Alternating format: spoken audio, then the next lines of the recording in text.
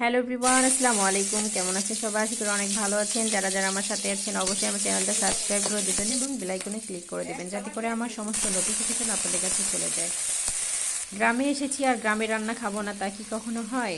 অবশ্যই অবশ্যই চুলায় রান্না করতে হবে। চুলায় রান্না না খেলে তো গ্রামের রান্নার মজাই পাবো না। আর যেহেতু আমরা ঢাকায় থাকি, অবশ্যই ঢাকার রান্না তো গ্যাসেই রান্না করতে হয়, আর চুলায় একটু রান্না করলে রান্নাটা খেতে দারুণ মজা লাগে।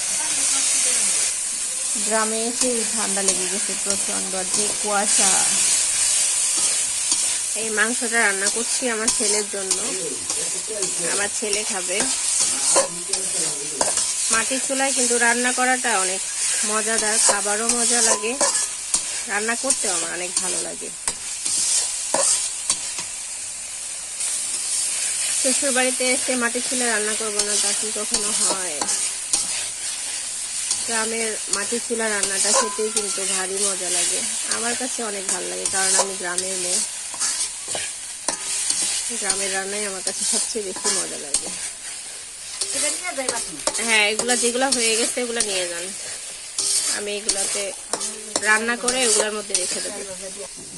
আমাদের এটা কিন্তু বন্ধু চুলা, এই যে আমার শাশুড়ি সুন্দর একটা ইয়া করে নিয়েছে। বাইরে আমরা এটাতে রান্না করি, ভিতরে গ্যাসেও রান্না করি, আবার বাইরেও রান্না করি। আমি আসলে বেশিরভাগ বাইরেই রান্না করি, আমার কাছে খুবই ভালো লাগে। আজকে আমরা পিঠাও বানাবো এই চুলার মধ্যে।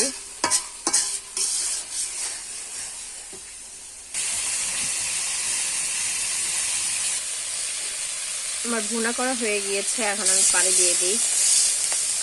পানি দিয়ে হালকা করে পানি দিয়ে দিয়েছি।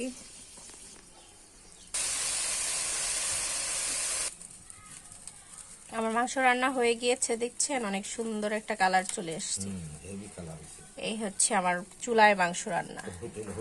কি আমার শ্বশুর বলতেছে এটা হোটেলে রান্না হয়েছে।